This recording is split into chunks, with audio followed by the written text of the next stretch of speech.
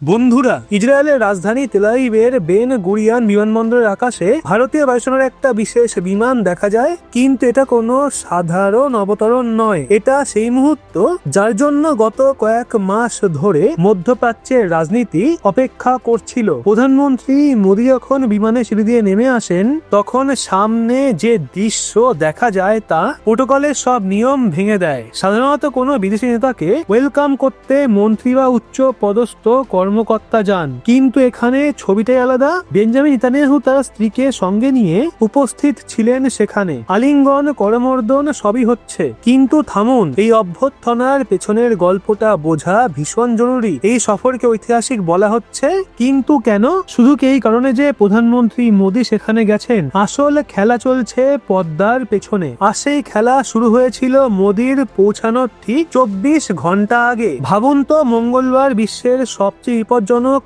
সবচেয়ে আধুনিক এবং গোপন ফাইটার জেট F-22 র্যাপ্টর ইসরায়েলের এয়ারবেসে অবতরণ করে। একটা বা দুটো নয়, পুরো 12টা F-22 জেট, যাকে বলা হয় অদৃশ্য শিকারী। রেডার তাকে ধরতে পারে না, শত্রু তাকে দেখতে পারে না। আমেরিকা আজ পর্যন্ত এই জেট তার সবচেয়ে ঘনিষ্ঠ মিত্রদের কাছেও বিক্রি করেনি। জাপান চেয়েছিল, কিন্তু আমেরিকা দিতে রাজি হয়নি। তাহলে প্রশ্ন ওঠে, মোদীর আগমনের ঠিক আগে আমেরিকা কেন তার এই ব্রহ্মাস্ত্রগুলো ইসরায়েলে নামালো? তো এই মোতায়েন অত্যন্ত অস্বাভাবিক। প্রতিরক্ষা এক্সপার্টদের মাথা ঘুরে গেছে। F-22 সেখানে থাকার অর্থ স্পষ্ট, আকাশে একটা পাখি ডানা ঝাপটাতে পারবে না। আমেরিকা জানে ভারতের সঙ্গে তার সম্পর্ক এখন কোন লেভেলে পৌঁছেছে। সে জানে মোদী নিরাপত্তা এটা ভূরাজনৈতিক দাবার সেই চাল যা আমেরিকা ঠিক সময়ে দিয়েছে। ইরানের সঙ্গে উত্তেজনা চলছে, কিন্তু পটভূমিতে F-22 এর গর্জন জানিয়ে দিচ্ছে কথার পাশাপাশি কঠোর ব্যবস্থার প্রস্তুতিও পাকা। এবার একটু আমাদের প্রতিবেশীর দিকেও তাকানো যাক। এখানে তেল আবিবে মোদীর অভ্যর্থনা চলছে, আর ওদিকে পাকিস্তানে শোকের ছায়া। তাদের সিস্টেমের অবস্থা নড়বড়ে, তাদের সিনেটে হট্টগোল। খবর এসছে পাকিস্তানের সংসদ তড়িঘড়ি করে একটা প্রস্তাব পাশ করেছে, শুধুমাত্র ভারত ইসরায়েলের ঘনিষ্ঠতা বাড়ছে বলে। তাদের সাংসদরা আতঙ্কিত, তারা বলছে এই জোট মুসলিম দেশগুলোর বিরুদ্ধে। কিন্তু যখন নিজের আচরণ বদলাবে না, তখন বিশ্ব তো নিজের নিরাপত্তা নিশ্চিত করবেই। পাকিস্তানের আশঙ্কা ভারত ও ইসরায়েল মিলে তাকে এক ঘরে করে দিচ্ছে। আর সত্যি বলতে কি, তাদের এই ভয় অমূলক নয়। যখন এমন দুই দেশ একত্রিত হয় যারা নিজেদের নিরাপত্তার জন্য যে কোনো সীমা পর্যন্ত পৌঁছাতে পারে, তখন শত্রুদের ঘাম ঝরবেই। পাকিস্তানের অস্থিরতার আসল কারণ, এখন আসে ভিকটিম কার্ড খেলতে পারছে না।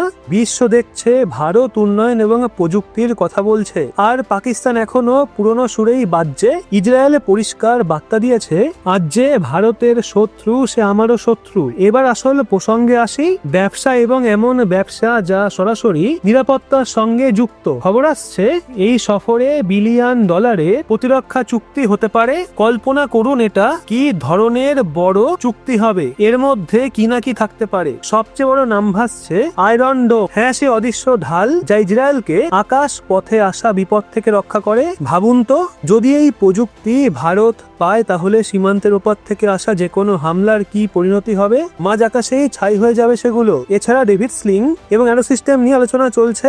এগুলো এমন প্রযুক্তি যা শত্রুর মিসাইল উৎক্ষেপণের মুহূর্ত থেকেই ট্র্যাক করতে পারে। শুধুই কেনাকাটা নয়, মোদির ধরন আলাদা। মেড ইন ইন্ডিয়া সম্ভাব্য চুক্তিতে প্রযুক্তি হস্তান্তরের কথাও রয়েছে। অর্থাৎ শুধু কেনা নয়, ভারতেও তৈরি হবে ড্রোন। প্রযুক্তিতে ইসরায়েলের জুড়ি নেই। আয়রন বিম নামক লেজার হাতিয়ার নিয়ে আলোচনা চলছে। লেজার দিয়ে শত্রুর সিস্টেম পুড়িয়ে দেওয়ার প্রযুক্তি যদি ভারতের হাতে আসে, তাহলে ভারতীয় সেনার শক্তি কতটা বাড়বে ভেবে দেখুন একবার। এটা কেবল কাগজের চুক্তি নয়, ভবিষ্যতের ভারতের সুরক্ষা ঢালও তৈরি করছে। এক্সপার্টদের মতে দুই দেশ গোপন প্রযুক্তি ভাগাভাগির দিকে এগোচ্ছে। বিশ্ব টের পাওয়ার আগেই সব কাজ শেষ। এবার একটা নতুন শব্দ, হেক্সাগনাল অ্যালায়েন্সেস, অর্থাৎ জোটের ষড়ভুজ।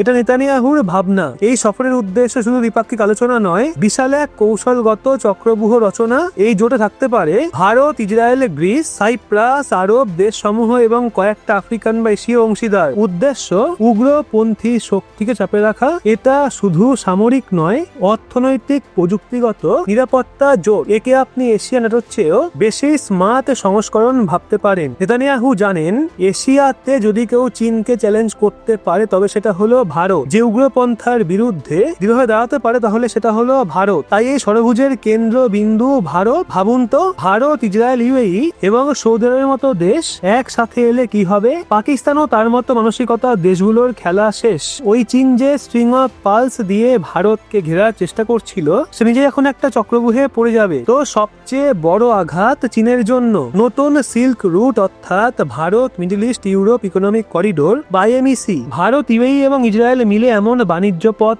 গড়ছে যা চীনের বেল্ট অ্যান্ড ইনিশিয়েটিভকে ওপেন চ্যালেঞ্জ ছুড়বে। ভারত থেকে পণ্য যাবে ইউএইতে, সেখান থেকে রেলপথে সৌদি এবং জর্ডান হয়ে ইসরায়েলের হাইফা বন্দরে এবং তারপর ইউরোপে। সময় বাঁচবে, অর্থ বাঁচবে, আর চীনের একচেটিয়া প্রভাব কমবে। তো হাইফা বন্দরে এই প্রকল্পের মূল কড়ি, আর সেটা উন্নয়ন করছে ভারতীয় সংস্থাগুলো ইসরায়েলের মাটিতে।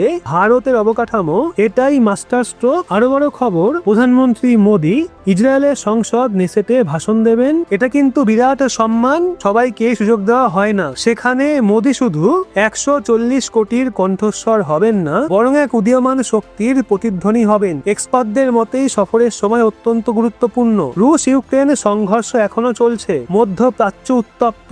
এমন সময়ে ভারতের উপস্থিতি এক স্থিতিশীল শক্তির ভূমিকা নিচ্ছে। ভারত দুনিয়াকে জানাচ্ছে, আমরা শান্তির পক্ষে, কিন্তু কেউ উস্কালে ছাড়বো না। ছবিটা পরিষ্কার, ভারত আর পেছনে সারিতে নয়, সামনে এগিয়ে এসে চালকের আসনে বসে। F-22 এর মোতায়েন এবং মোদির উপস্থিতি একই বার্তা দিচ্ছে, শক্তির ভারসাম্য বদলাচ্ছে। তো এখন প্রশ্নই, সফরের শেষে কি বড় ঘোষণা আসবে? কোনো কি গোপন চুক্তি হবে? চীন কি উত্তেজনায় ভুল পদক্ষেপ নেবে? নতুন এই জোট কি উপসাগরীয় অঞ্চলে শান্তি আনবে, নাকি হবে নতুন সংঘাতের সূচনা? তো এই বিষয়ে আপনার কি মত? ভারতের কি অবিলম্বে আয়রন ডোমের মতো প্রযুক্তি নেওয়া উচিত? ভারত, ইসরায়েল, আরব নতুন এই জোট কি চীনের দাদাগিরিকে ঠেকাতে পারবে? নিচে এই বিষয়ে আপনার মন্তব্য অবশ্যই কমেন্ট করে জানান। যদি আপনিও মনে করেন ভারতের শক্তির ধ্বনি বিশ্বময়ে বাজছে, তাহলে এই ভিডিওটা অবশ্যই লাইক করে শেয়ার দিন আপনার বন্ধু বান্ধবদের। এবং এরকমই লেটেস্ট ইনফরমেটিভ ভিডিও পেতে সাবস্ক্রাইব করে চোখ রাখুন রহস্য বাংলার পর্দায়।